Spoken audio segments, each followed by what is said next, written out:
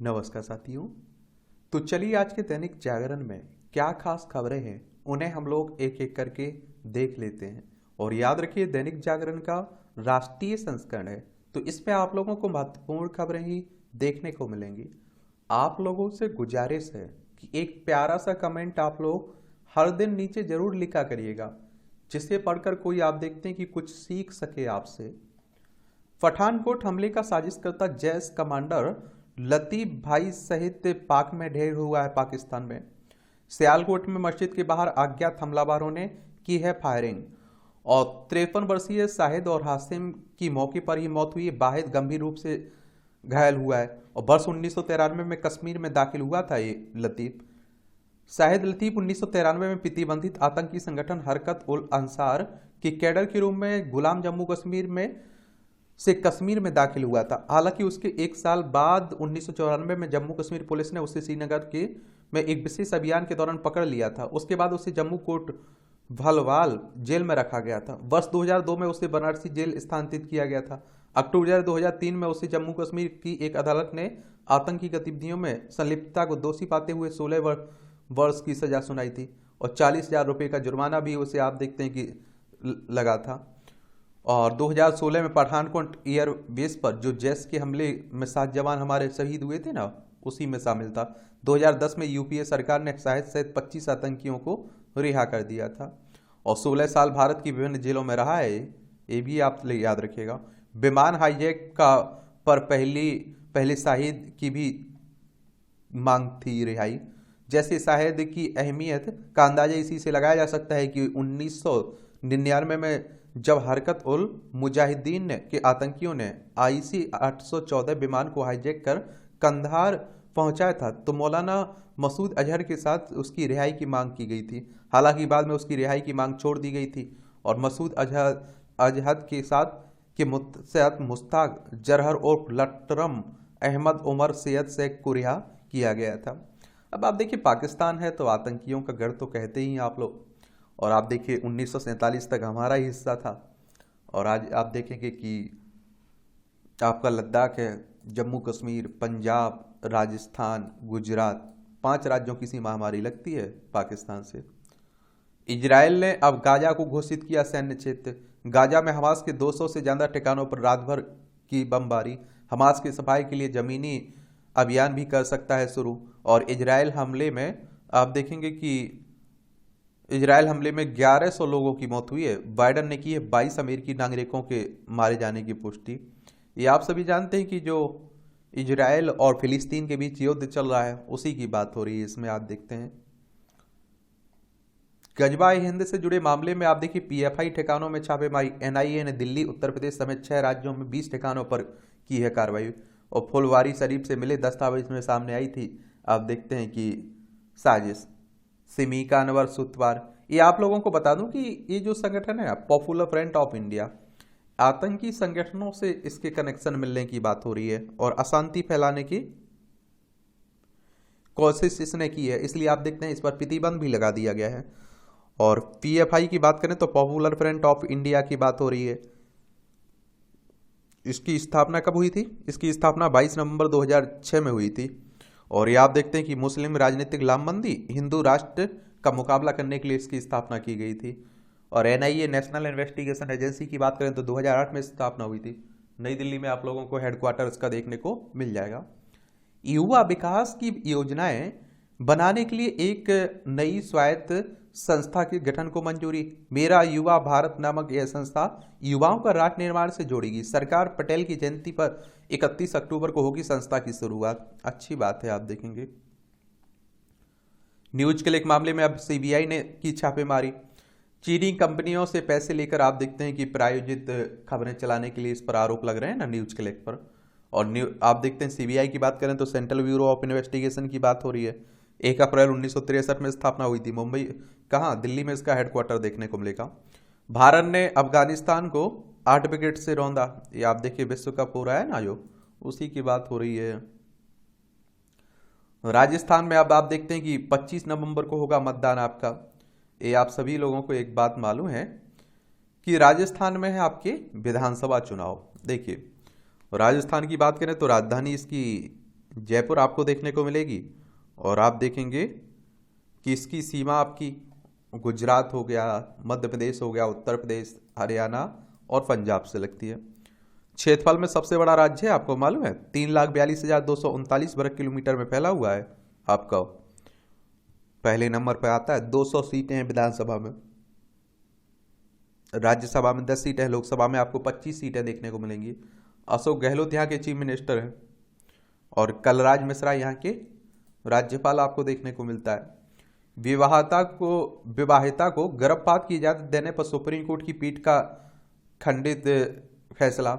विवाहिता को 26 सप्ताह का गर्भ कराने की इजाजत दिए जाने के मामले में बुधवार को सुप्रीम कोर्ट की 2 जजों ने खंडित फैसला सुनाया। मत भिन्नता को देखते हुए अब यह मामला सीजेआई के समक्ष पेश किया जाएगा। और देखिए, सुप्रीम कोर्ट की बात करें तो हमारी सर्वोच्च अदालत है, एक संवैधानिक बॉडी, संवैधानिक संस्था है। संविधान के अनुच्छेद 124 के तहत इसकी स्थापना की बात की गई है और 28 जनवरी 1950 में स्थापना हुई थी।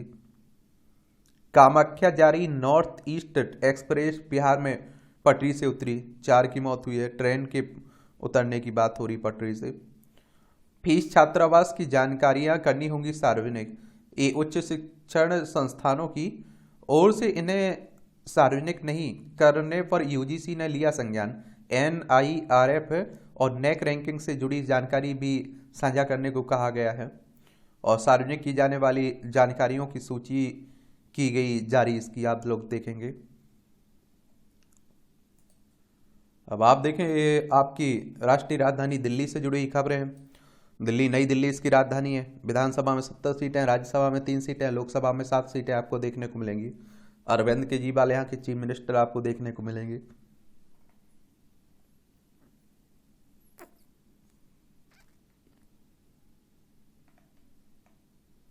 मातृत्व लाभ से इंकार मौलिक अधिकारों का उल्लंघन है। हाईकोर्ट के रायकोर्ट ने संविदा पर कार्यरत महिला को बर्खास्त करने की डीयू के निर्णय को किया है निरस्त। आप देखेंगे दिल्ली विश्वविद्यालय के एक छात्रावास में संविदा पर काम कर रही महिला कर्मी से जुड़े मामले में आप देखिए दिल्ली हाईकोर्ट ने आप देखते हैं कि कहा है कि मातृत्व लाभ से इंकार करना अमानवीय और महिला के मौलिक अधिकारों का उल्लंघन है एक तरह से।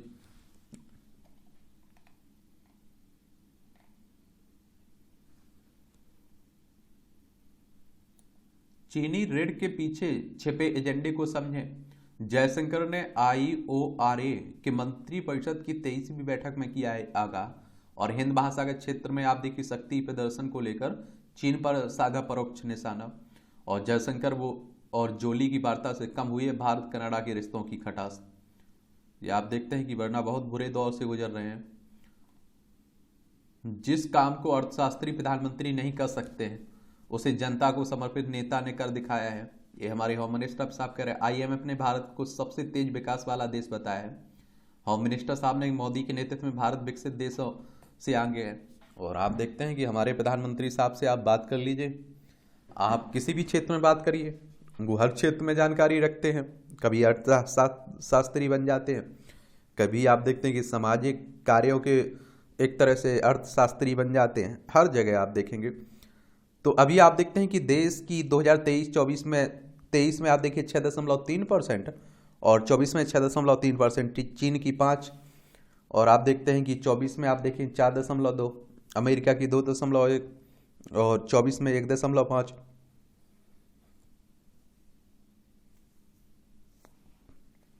अगर हम लोग अंतर्राष्ट्रीय मुद्रा कोष की बात करें IMF की, तो संयुक्त राष्ट्र की एक प्रमुख वित्तीय संस्थान है ये। और आप लोगों को बता दूं कि इसकी स्थापना 27 दिसंबर 1945 में हुई थी। और अंतर्राष्ट्रीय मौद्रिक सहयोग को बढ़ावा देना, अंतर्राष्ट्रीय व्यापार को सुविधाजनक बनाना, सतत आर्थिक विकास को बढ़ावा देना, भुगतान संतुलन की कठिनाइयों का सामना करने वाले सदस्यों को संसाधन उपलब्ध कराना, अंतर्राष्ट्रीय वित्तीय संकटों से को रोकना, उनसे उबरने में सहायता करना। और इसकी हेडक्वार्टर का है वॉशिंगटन DC USA में देखने को मिलेगा। और 190 सदस्य इसके देश हैं, ये भी याद रखिएगा, मेंबर हैं। और संयुक्त राष्ट्र की बात हुई तो यूनाइटेड नेशंस की बात हो रही। 24 अक्टूबर 1945 में स्थापना हुई थी। न्यूयॉर्क में इसका हेडक्वार्टर देखने को मिल जाएगा। ये अनुराग ने जारी किया एनिमेटेड सीरीज भारत है हम का टेलर। सीरीज में स्वतंत्रता संग्राम के गुमनाम नायकों के बारे में बताया जाएगा। सीरीज का प्रसारण 15 अक्टूबर से नेटफ्लिक्स और दूरदर्शन पर होगा। अच्छी बात है। आप देखते हैं कि बहुत सारे योद्धाओं के बारे में, देश की आज़ादी में जिन लोगों का योगदान रहा है उनके बारे में आप लोग जान पाएंगे।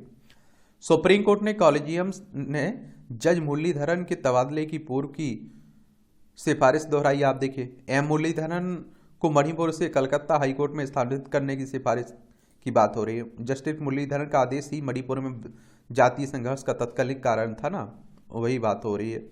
और देखिए, कॉलेजियम व्यवस्था की बात करें तो सुप्रीम कोर्ट में जो न्यायाधीशों की नियुक्ति स्थानांतरण की बात होती है तो इसी के जरिए होती है।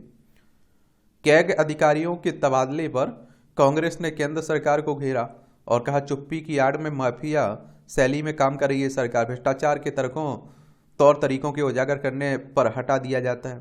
चलिए आप देखें, कैग के बारे में बात कर लेते हैं। CAG की बात हो रही है, समझ रहे हैं? इसे आप लोग क्या कहते हैं? नियंत्रक एवं महालेखा परीक्षक की बात कर रहा हूं मैं।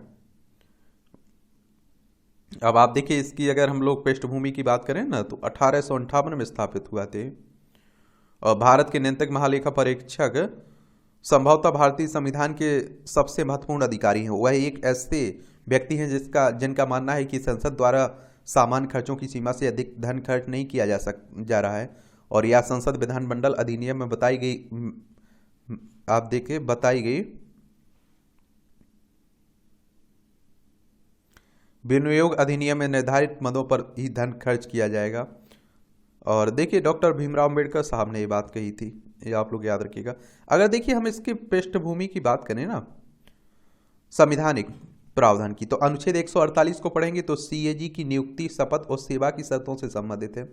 अनुच्छेद 149 कहता है भारत के नियंत्रक महालेखा परीक्षक के कर्तव्यों और शक्तियों से संबंधित। अनुच्छेद 150 कहता है कि संघ और राज्य को खातों का विवरण राष्ट्रपति के अनुसार रखना होगा। अनुच्छेद 151 कहता है कि संघ के खातों से संबंधित CAG की रिपोर्ट राष्ट्रपति को सौंपी जाएगी, जो संसद के प्रत्येक सदन के पटल पर रखी जाएगी। एक तरह से उसी की बात हो रही है। तो ये भी आप, और इसके कार्यकाल की अगर हम लोग बात करें ना CAG की, तो 6 वर्ष या 65 वर्ष की आयु जो भी पहले हो वही रखी गई है। तो ये भी याद रखिएगा।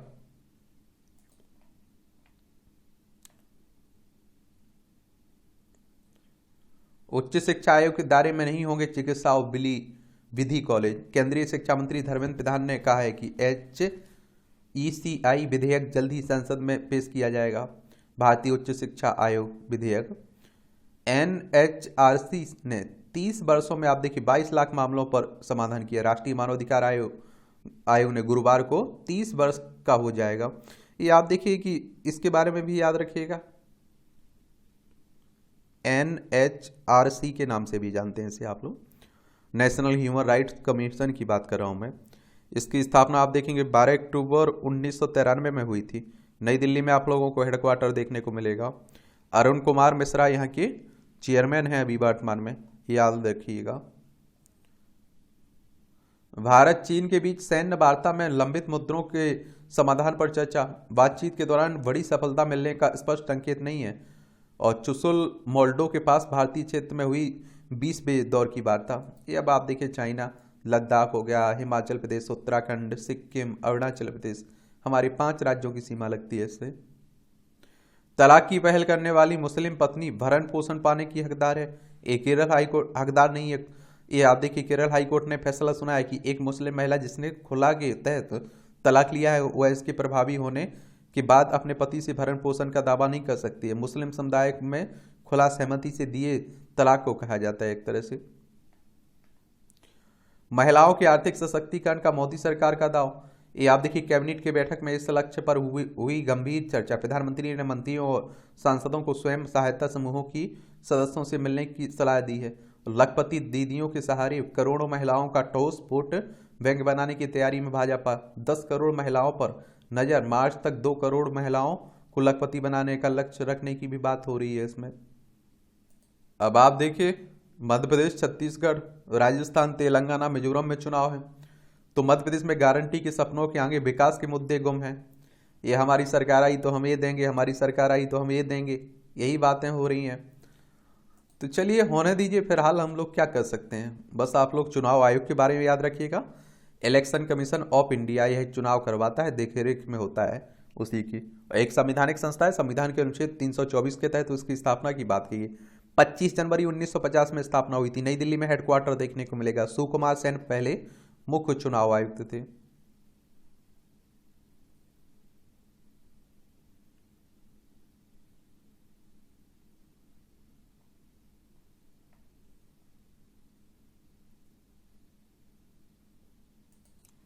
ये मोदी की सरकार ने असंभव कार्यों को संभव किया है, हमारे होम मिनिस्टर साहब कह रहे हैं। आज मुंबई में जागरण फिल्म फेस्टिवल है। देश के 17 शहरों से होते हुए अपनी अंतिम पड़ाव पर पहुंचा ये फिल्मोत्सव।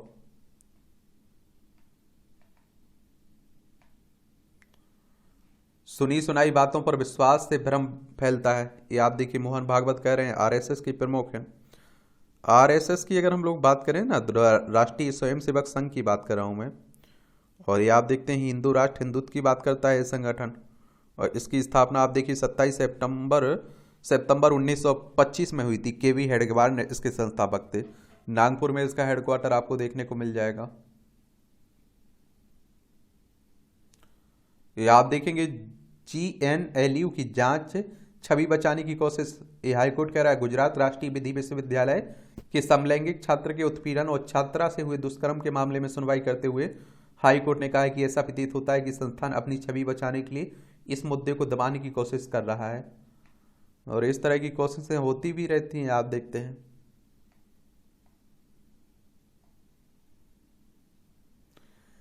वीर नारियों को मिला सुकून, बोली जैसी करनी वैसी भरनी। दोनों बलिदानियों के बेटे देश सेवा के लिए आप देखते हुए थे शहीद। आप देखें पठानकोट में आप देखेंगे। प्रोटोकॉल वाले लोग 22 जनवरी को ना आए अयोध्या। ये अयोध्या में भव्य राम मंदिर बन रहा है ना, तो उसी की बात हो रही। भगवान के लिए मिले पैसे का उपयोग कर बनवाना चाहता है कॉरिडोर, उत्तर प्रदेश सरकार कर रही है। देश का पहला साइबर सुरक्षा केंद्र चंडीगढ़ में बनकर तैयार हुआ है। सभी राज्यों के साइबर डेटा विश्लेषण, फॉरेंसिक जांच, साइबर सुरक्षा और इंटरनेट मीडिया विश्लेषण की निभाएगा जिम्मेदारी है। अच्छी बात है।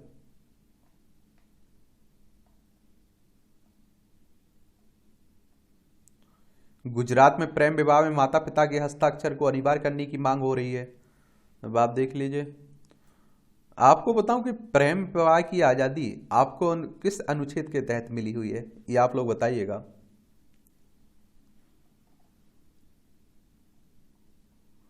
ये पंजाब में भिंडरावाला के भतीजे आतंकी लखवीर सिंह की 43 कनाल जमीन जब्त की गई है। और आप देखिए, अगर हम भिंडरावाले की बात करें तो खालिस्तान का एक समर्थक था, उसका आप देखिए नेतृत्व करता भी रहा। फिर आपने देखा है कि ऑपरेशन ब्लू स्टार चलाया गया था, उसमें इसे मार दिया गया था। फिर आप देखते हैं कि हमारे देश की प्रधानमंत्री पहली महिला इंदिरा गांधी की हत्या कर दी जाती है उनके सिख बॉडीगार्ड के द्वारा। और आप देखते हैं फिर हमारे देश में सिख विरोधी दंगे होते हैं। ये बड़ी लंबी कहानी है।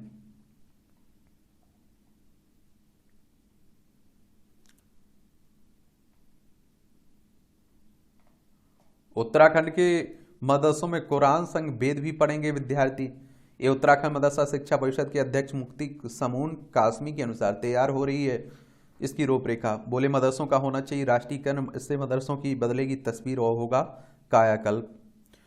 ये आप देखिए भारतीय वायुसेना ने ब्रह्मोस मिसाइल की सतह से सतह संस्करण का सफल परीक्षण किया है। यह परीक्षण पूर्वी समुद्र तट पर द्वीप समुद्र के समूह के निकट किया गया है। मिसाइल फायर सफल रहा तथा मिशन में आप देखिए अपने सभी उद्देश्यों को प्राप्त किया है इसने। पंजाब में ड्रग रैकेट का भंडाफोड़, 4.94 करोड़ और 38 फर्जी नंबर प्लेट बरामद हुए हैं। अब आप देखिए, इसीलिए तो कहते हैं पंजाब को नशा प्रदेश बनाने पे लगे हुए हैं लोग। ऐसा कहीं होता है कि माँ कुर्सी पर बेटा ग्लूकोज की बोतल लेकर खड़ा हुआ है। या आप देखिए स्वास्थ्य सुविधाओं की बात हो रही है, हम नई दुनिया की बात करते हैं, नए भारत की बात करते हैं, लेकिन इस तरह की जब तस्वीर आती हैं तो हमें आप देखिए कि अंदर तक हिल जाते हैं और हम लोग सोचते हैं कि किस भारत की हम बात कर रहे हैं। समझ रहे हैं आप लोग। आदिवासी संगठनों ने की कुकी समुदाय के लोगों के शवों की मांग। इम्फाल के मुर्दाघरों में रखे गए शवों को कांग फोकली ले जाना चाहते संगठन। मैती समुदाय के लोगों ने मुर्दाघर में रखे लोगों के लोगों के सब हासिल किए। ये आप देखते हैं मणिपुर में जो जातीय हिंसा फैली हुई है, उसी में आप देखते हैं मारे गए लोगों की बात हो रही है। मथुरा की शाही ईदगाह मस्जिद को श्री कृष्ण जन्मभूमि के रूप में नहीं मानता, इलाहाबाद हाईकोर्ट ने खारिज की जनहित याचिका। स्थल को बनाया था कंस का कारागार। ये आप देखते हैं कि यहां भी हिंदू मुस्लिमों के बीच विवाद चल रहा है।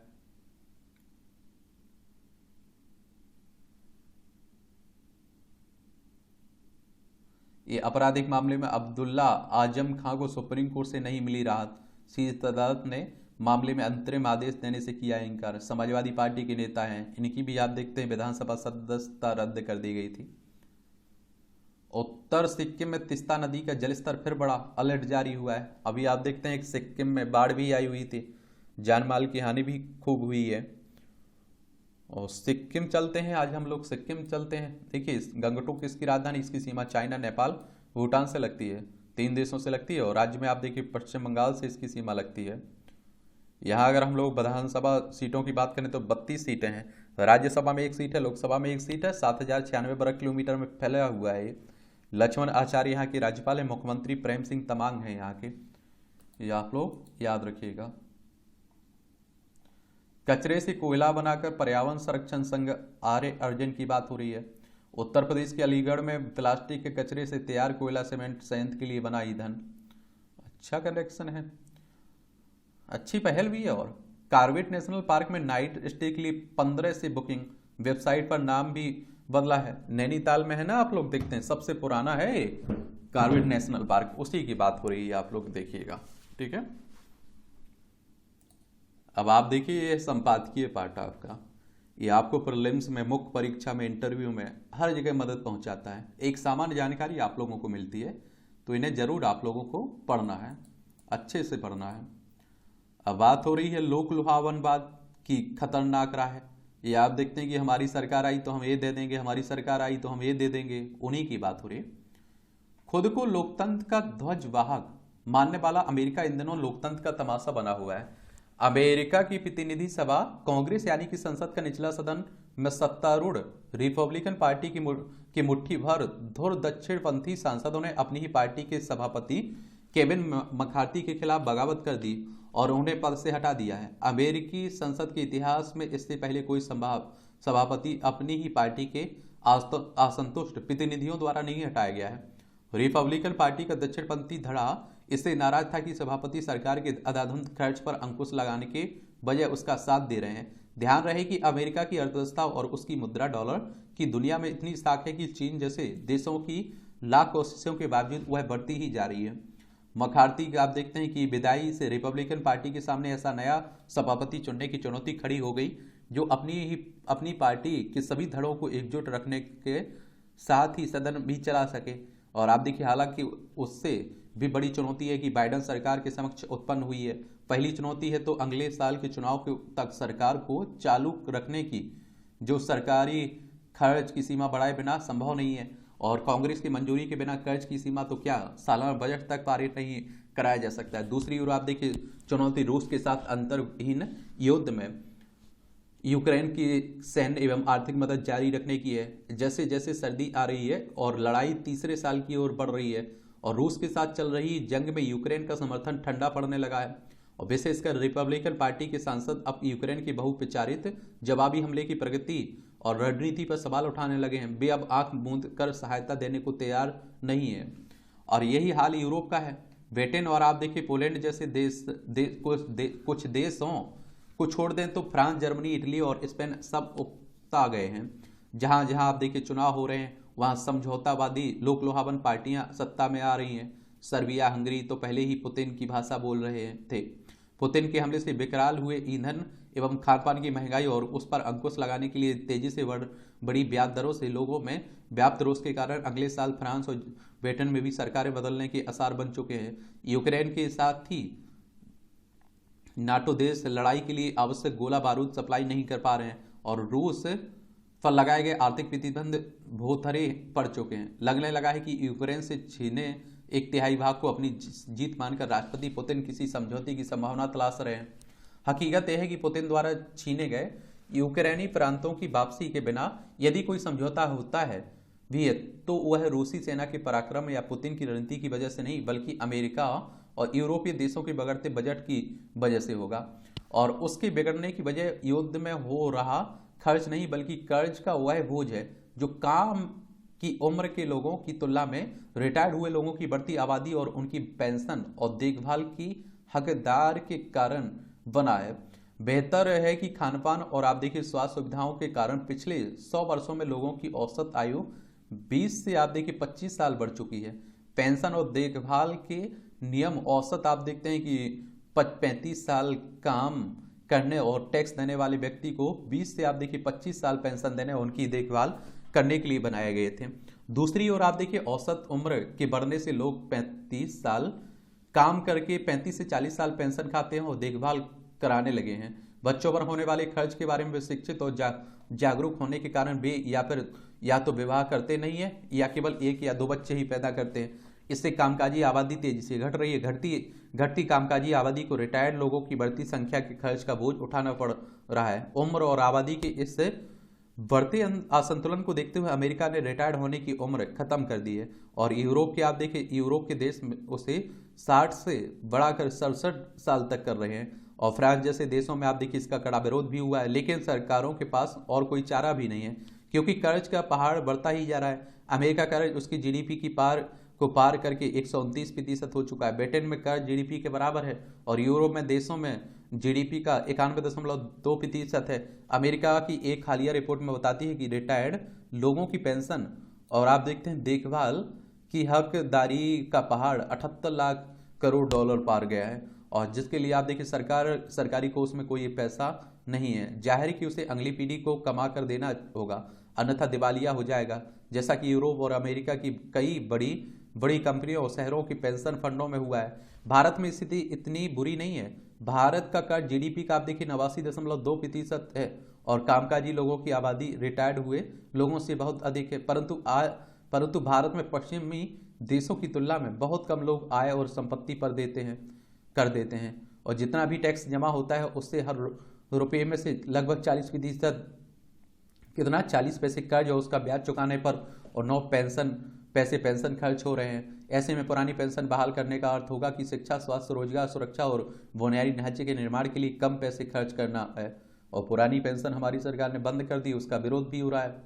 यदि लोग वही चाहते तो सरकारों को करना भी होगा, पर नेताओं का फर्ज भी बनता है कि वे वोटों के लिए पुरानी पेंशन, नौकरियां, मुफ्त चीज़ों और भत्तों जैसे वादों करने से पहले लोगों को पूरी तस्वीर समझाएं। यूरोप में नेता किसी भी टैक्स कटौती या खर्च का वादा करते समय यह भी बताते हैं कि उसके लिए पैसा कैसे जुटाएंगे। सत्ता पाने के लिए लोगों से बेतुके वादे, उन्हें गुमराह करना, अगली पीढ़ी के लिए कर्ज के पहाड़ खड़े करते जाना कोई जिम्मेदारी राजनीति नहीं है। ऐसा करने से जब पश्चिम के विकसित देश दिवालिया हो सकते हैं तो भारत कैसे बच सकता है। लेखक हैं बीबीसी के हिंदी के पूर्व संपादक हैं, इनका नाम है श्वेतकांत शर्मा। इनके द्वारा आप देखते हैं ये आर्टिकल लिखा गया है और हमारी सरकारें भी सीखें, वरना आप देखें हमारे यहाँ भी खूब ऐसी बातें होती हैं। वैश्विक आर्थिकी को दिशा दिखाता भारत। अंतर्राष्ट्रीय मुद्रा कोष IMF ने अपनी विश्व आर्थिक परिदृश्य रिपोर्ट 2023 में कहा है कि चालू वित्त वर्ष 2023-24 में जहां वैश्विक दर 3% रहेगी, वहीं भारत की विकास दर 6.3% रहेगी। आज भी भारत दुनिया में सबसे तेज विकास दर वाला देश है। चूंकि अमेरिका और रूस के साथ साथ आप देखिए दुनिया के अधिकांश देश भारत के साथ लगातार आर्थिकी मित्रता बढ़ा रहे हैं और ऐसे में आप देखिए मौजूदा वैश्विक चुनौतियों के बीच भी भारत की गति बरकरार रहने की उम्मीद है। पिछले दिनों G20 शिखर सम्मेलन के सफल आयोजन ने भी भारत के लिए नए अवसरों के द्वार खोल दिए हैं। विश्व बैंक ने अपनी इंडिया डेवलपमेंट अपडेट रिपोर्ट 2023 में कहा है कि चालू वित्त वर्ष में निवेश और मांग के दम पर भारतीय अर्थव्यवस्था बिना किसी बाधा के बढ़ती रहेगी। भारत की इस ऊंची विकास दर की वजह से आप देखिए मजबूत आर्थिक मांग, मजबूत सार्वजनिक बुनियादी ढांचा, निवेश और मजबूत वित्तीय क्षेत्र। विश्व बैंक के अतिरिक्त आप देखिए दुनिया की प्रमुख क्रेडिट रेटिंग एजेंसियों ने भी चालू वित्त वर्ष में भारत की तेज विकास दर के अनुमान प्रस्तुत किए हैं और आप देखते हैं कि S&P ने 6.6%, फ्रेंच ने आप देखते हैं कि 6.3% का अनुमान लगाया है और इसी तरह रिजर्व बैंक ने भी कहा है कि चालू वित्त वर्ष में भारत की विकास दर 6.5% रहने की संभावना है। देखा जाए तो भारत विकासशील देशों, ग्लोबल साउथ के देशों और अफ्रीकी देशों के लिए महत्वपूर्ण आवाज बनकर उभरा है। दुनिया हमारी डिजिटल ताकत से रूबरू हो रही है। कई देश इसे अपनाने को तत्पर दिख रहे हैं। वे अपने यहाँ डिजिटल पब्लिक इंफ्रास्ट्रक्चर विकसित करने में भारत की मदद चाहते हैं और इस डिजिटल विकास के साथ G20 शिखर सम्मेलन से भारत के वैश्विक व्यापार, निर्यात, विदेशी निवेश और विदेशी पर्यटन का नया क्षितिज भी सामने आया है। G20 से दुनिया में वैश्विक आपूर्ति श्रृंखला में सुदृढ़ता और विश्वसनीयता के मद्देनजर भारत की अहमियत बढ़ी है। क्वाड के सभी सदस्य देश अमेरिका, भारत, ऑस्ट्रेलिया और जापान भी आर्थिक रूप से एक दूसरे को और मजबूती देने पर सहमत हुए हैं। इसके साथ ही मौजूदा वैश्विक आपूर्ति श्रृंखला में भारत चीन का विकल्प बनने की आप देखिए और अग्रसर हुआ है। दुनिया भारत में एक सक्षम एवं भरोसेमंद देश की छवि देखने लगी है। अब भारत दुनिया के लिए सिर्फ बाजार भर नहीं रहा, बल्कि आप देखिए वैश्विक चुनौतियों का समाधान भी दे रहा है।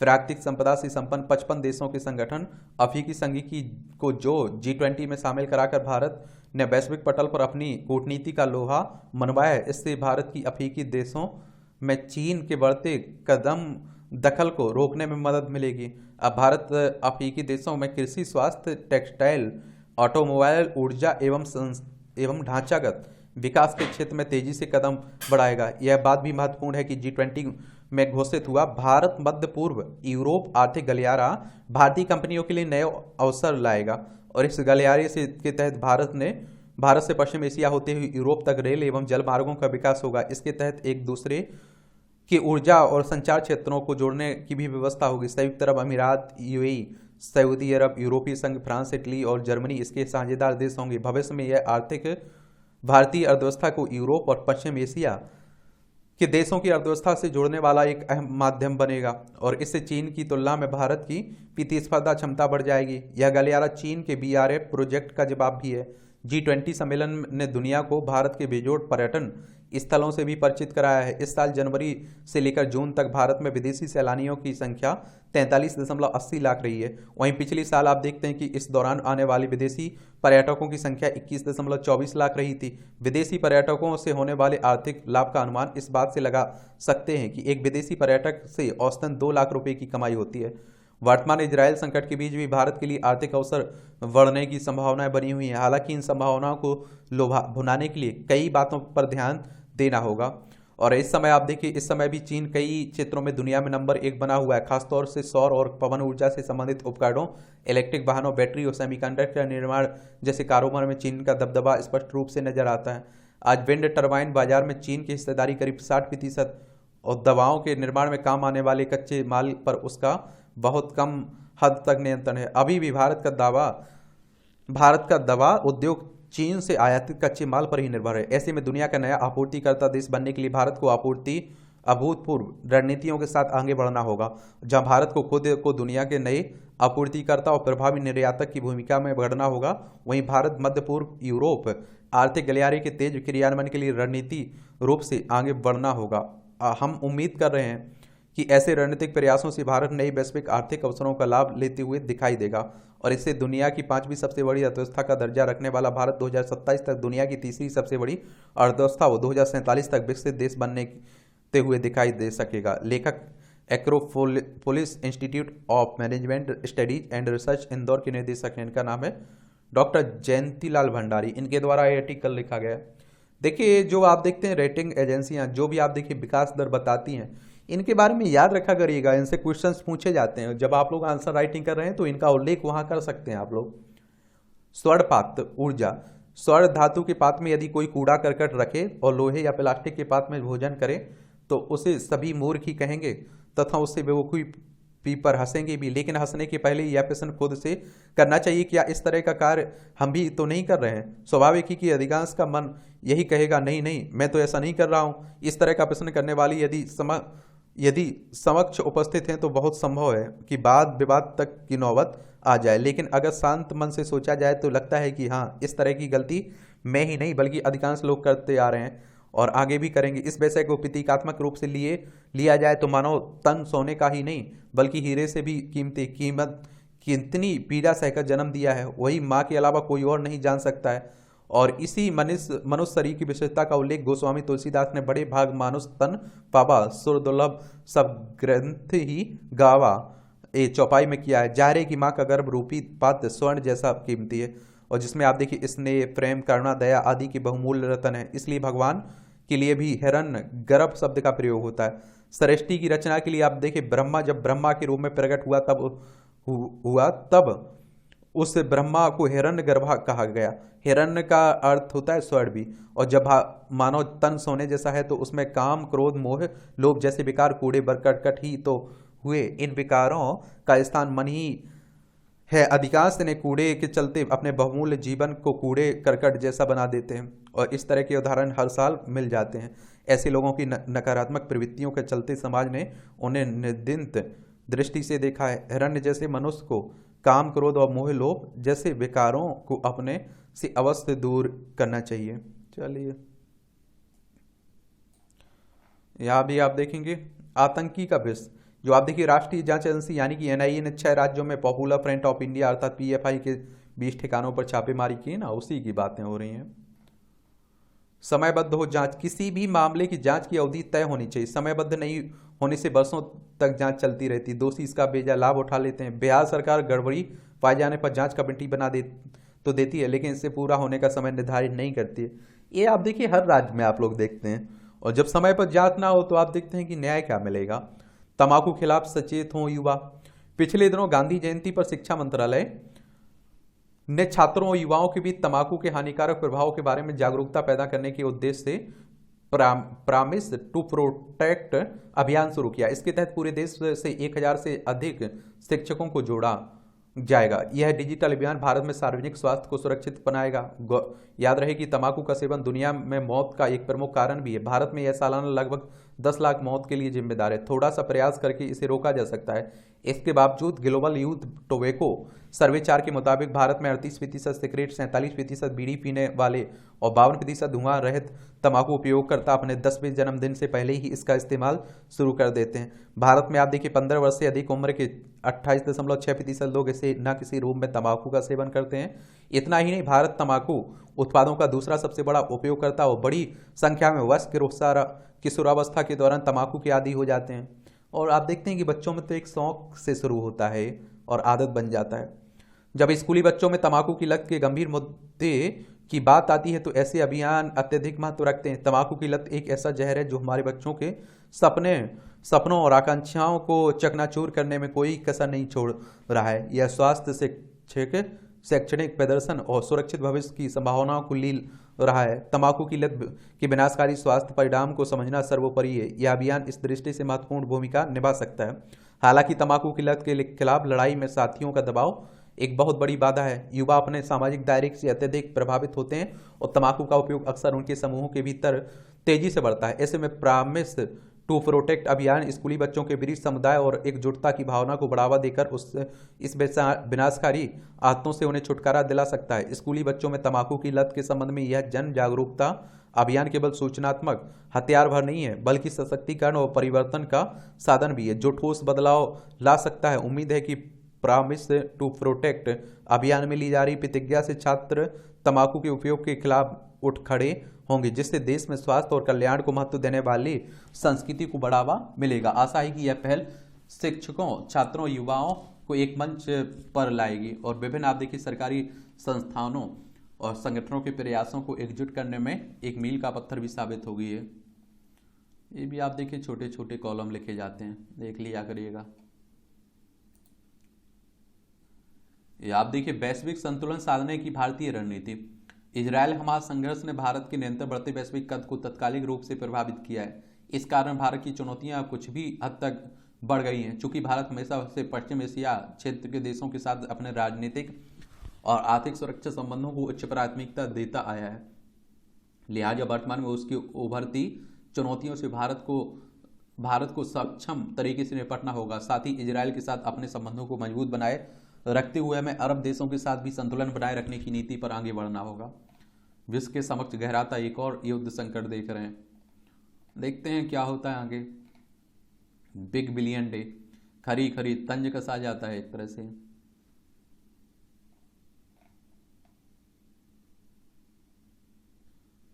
भारत और इजराइल के संबंधों की अगर हम लोग बात करें ना, तो दोनों देशों के राजनयिक संबंध तकनीकी रूप से 1950 में कायम हुए थे, जब भारत ने इजराइल को आधिकारिक रूप से मान्यता दी थी।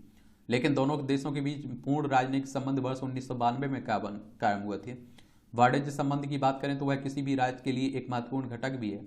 वर्ष 1952 में दोनों देशों की द्विपक्षीय व्यापार में आप देखिए 20 करोड़ डॉलर था, जो अप्रैल 2020 से लेकर 2021 में की अवधि में 4.14 अरब डॉलर हो गया। ये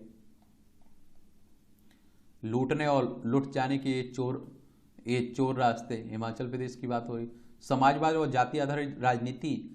बिहार में जातिगत गणना के आंकड़े सार्वजनिक होने के कुछ ही दिनों बाद डॉक्टर राम मनोहर लोहिया की चर्चा अचानक इसलिए प्रासंगिक होगी क्योंकि आज उनकी पुण्यतिथि थी कल। ऐसे में उनके विचारों और आप देख सिद्धांतों को भी समझना जरूरी है। समाजवाद के नाम पर अपने सत्ता के जुगाड़ में रहते हैं ना, तो वो कहते हैं हम इन्हीं की राजनीतिक विरासत हैं, इन्हीं के काम पर चलते हैं। आपकी अर्थव्यवस्था से जुड़ी खबरें हैं। सब्सिडी घटी पर ईवी दोपहिया की बिक्री बढ़ी। चालू वित्त वर्ष की पहली छमाही में बिक्री पर 33% की बढ़ोतरी है और 9 लाख से अधिक वाहन बिकने की उम्मीद है। इलेक्ट्रिक वाहनों की बात हो रही। रणनीतिक तौर पर अहम 3 खनिजों के लिए रॉयल्टी तय हुई है। जीएसटी प्राधिकरण ने एलआईसी पर लगाया जुर्माना, जीवन बीमा निगम पर। ये आप देखते हैं कि 36,844 रुपये का जुर्माना लगाया है। और शेयर बाजार की सूचना में कहा गया कि उसे जम्मू कश्मीर के लिए ब्याज और जुर्माने के साथ जीएसटी संग्रह के लिए एक डिमांड नोटिस मिला है। चलिए, जीएसटी 2017 में आया था एक कर। बैंक ऑफ महाराष्ट्र ने एफडी पर ब्याज दर बढ़ाया। ये भारत के 30 ट्रिलियन डॉलर की आर्थिकी बनने की उम्मीद है। बिना फैन के गिफ्ट सिटी में खाता खोल सकेगी कंपनियां। तेल की ऊंची कीमत से प्रभावित होगी आर्थिकी। पेट्रोलियम मंत्री कह रहे हैं टीसीएस का शुद्ध लाभ 11,342 करोड़ रुपए है। भारत पर भी चीन की तरह ऊंचा कर का जोखिम है, कम है, आईएमएफ कह रहा है। और पेट्रोल पंप के लिए अब 17 तक आवेदन कर सकते हैं पैक्स। खालिस्तानी आतंकियों को शरण देने वाले को कनाडा में रहने की मिली अनुमति। देख लीजिए। भारत का वसुधैव कुटुंबकम का दर्शन प्रासंगिक है। संयुक्त राष्ट्र में वैश्विक नेता बोले। वक्ताओं ने कहा कि वैश्विक सुरक्षा की बिगड़ती स्थिति में इसका महत्व है। वैश्विक एकता सहयोग के प्रति भारत की प्रतिबद्धता की हुई सराहना। काठमांडू में भारतीय सहायता से निर्मित स्कूल नेपाल को सौंपा गया। नेपाल देखिए, उत्तराखंड, उत्तर प्रदेश, बिहार, सिक्किम, पश्चिम बंगाल, 5 राज्यों की सीमा हमारी इससे लगती है। टाइटैनिक का मलबा दिखाने गई पनडुब्बी का अवशेष बरामद हुआ। ये अटलांटिक महासागर में 1912 में डूबे टाइटैनिक जहाज का मलबा दिखाने गए थे। और ये आप लोगों को बताया था ना कि देखिए, अपने किसी भी का उस पर गुरूर मत करिए, घमंड मत करिए, क्योंकि आप देखिए टाइटैनिक जो आप देखिए पहली ही अपनी यात्रा में डूब गया था। भूकंप के झटके से फिर दहला अफगानिस्तान, 117 घायल हुए। ये आप देखिए लद्दाख वाला हिस्सा है ना, इसकी सीमा लगती है अफगानिस्तान में, तालिबानों का कब्जा हो चुका है। और देखिए भूकंप कहने का मतलब होता है भूमि का कांपना, इसे आप लोग भूगोल में पढ़ते भी होंगे। अब आप देख लीजिए, इजराइल और जो हमास के बीच युद्ध चल रहा है फिलिस्तीन को लेकर, वही सब बातें हो रही हैं। इस पर एक हम लोग क्लास लेंगे, टाइम मिलने दीजिए, एक पूरी इसका जो भी इतिहास रहा है उस पर बात कर लेंगे हम लोग।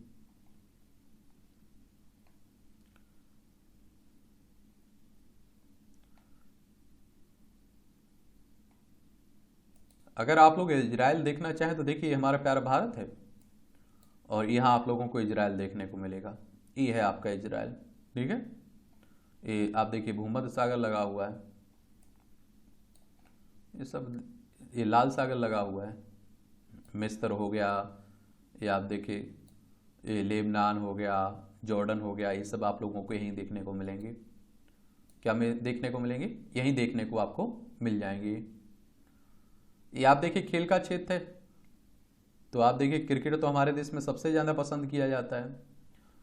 होने दीजिए कौन जीतता है फाइनल में, और आपको दिलचस्पी होगी तो आप लोग तो एक गेंद भी देखते होंगे।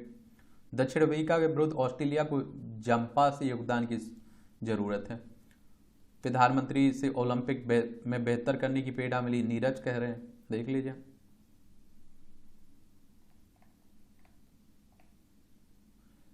ये आप देखते हैं कि ऑस्ट्रेलियन ओपन में वापसी करेंगे नडाल, राफेल नडाल की बात हो रही है।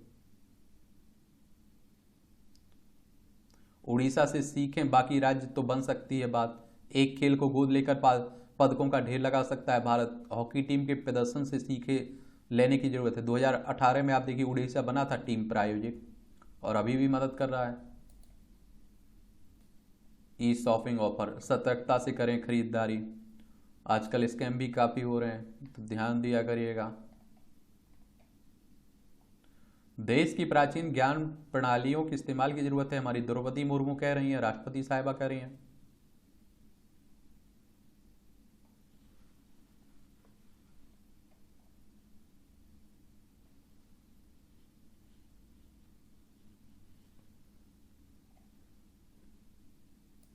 यहाँ भी आपको जनरल नॉलेज की जानकारी मिल जाती है, परीक्षा के पॉइंट व्यू से भी पॉइंट मिल जाते हैं। पहली बार बिना स्पेस सूट के अंतरिक्ष गए सोवियत अंतरिक्ष यात्री। 1964 में आज ही के दिन सोवियत संघ ने वॉसहोड एक लॉन्च किया था। इसमें पहली बार अंतरिक्ष यात्री कर्नल व्लादिमीर कोमारोव, कांस्टेंटिन फेयोक्तिस्टोव और बोरिस येगोरोव बिना स्पेस सूट के अंतरिक्ष में पहुंचे थे। अंतरिक्ष में एक दिन 17 मिनट बिताने के बाद तीनों अंतरिक्ष यात्री सकुशल पृथ्वी पर लौटे थे। पहली बार इस्तेमाल किया गया था कृत्रिम श्वसन तंत्र आयरन लंग। 1928 में आज ही पोलियो से पीड़ित 8 वर्षीय लड़की की जान बचाने के लिए बोस्टन चिल्ड्रेंस हॉस्पिटल में पहली बार आप देखिए आयरन जंग का उपयोग किया गया था। यह ताबूत जैसा देखने वाला एक कृत्रिम श्वसन तंत्र था जिसका आविष्कार डॉक्टर फिलिप डिंकर ने किया था। वेंटिलेटर इसी आधार पर बना था। प्रथम श्रेणी क्रिकेट प्रभावशाली खिलाड़ी रहे विजय मर्चेंट। महान क्रिकेटर विजय मर्चेंट का जन्म 1911 में आज ही मुंबई में हुआ था। कॉलेज के दिनों में ही आप देखिए क्रिकेट में रुचि लेने लगे।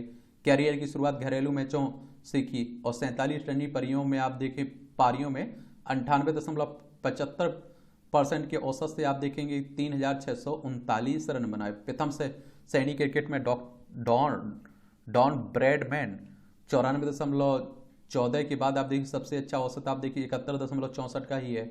और टेस्ट कैरियर की शुरुआत 1933 में इंग्लैंड के खिलाफ की थी। 1951 में इंग्लैंड के विरुद्ध 154 रन बनाकर सबसे ज्यादा उम्र के 40 उम्र साल में टेस्ट शतक जड़ने वाले पहले भारतीय बल्लेबाज थे। एक सप्ताह पहले करेगा भूकंप की भविष्यवाणी। विज्ञानियों ने तैयार किया AI आधारित उपकरण। परिणामों में मिली 70% सटीकता और 600 अन्य डिजाइनों से पहले स्थान पर आया यह भूकंप। अच्छी बात है, पूर्वानुमान अगर मालूम चल जाता है तो जान माल की हानि भी रोकी जा सकती है। 1246 किलो वजन कद्दू लगाकर तोड़ा वर्ल्ड रिकॉर्ड अमेरिका में। वन्यजीवों का भी आश्रय स्थल। यह तस्वीर आप देखिए मोटाना में पाई जाने वाली मेंढक की प्रजाति है जिसे नव स्थापित विमिंग टोड संरक्षण क्षेत्र में रखा गया है। संरक्षण के क्षेत्र में अधिकारियों ने मोटाना और टेनेसी में 2 नए राष्ट्रीय वन्यजीव आश्रयों के निर्माण की घोषणा की है। इसमें आंत व मस्तिष्क को प्रभावित कर सकते हैं पौधों से प्राप्त प्रीबायोटिक्स, ये अनुसंधान कर रहा है। धंसते हुए न्यूयॉर्क शहर को बचाने में भारत भी करेगा मदद। दुनिया का सबसे अमीर शहर न्यूयॉर्क लगातार डूब रहा है, धंस रहा है। वजह उसकी जमीन जो टेक्टोनिक प्लेट के खिसकने से ऊपरी परत पर पड़ रहे वजन और जलवायु परिवर्तन से धंसती जा रही है। इस बात की पुष्टि नासा की जेट प्रोपल्सन लिबर्टी की स्टडी में हुआ है। भले ही पैरों के नीचे की जमीन स्थिर और टिकाऊ महसूस हो रही हो, लेकिन धरती के नीचे यह धीरे धीरे खिसक रहा है। और JPL ने जो स्टडी की उसके अनुसार यह 2016 से 2023 में 1.6 मिलीमीटर प्रति वर्ष की गति से धंस रहा है। अमेरिकी एजेंसी है नासा, याद रखिएगा, 2 मिलीमीटर की दर से धंस रहा है। पहले बर्फ की मोटी परत थी, अब सिर्फ धसाव सब्सिडेंस की ओर है। 24,000 साल पहले बर्फ के फार से धंस गई थी न्यू इंग्लैंड की जमीन।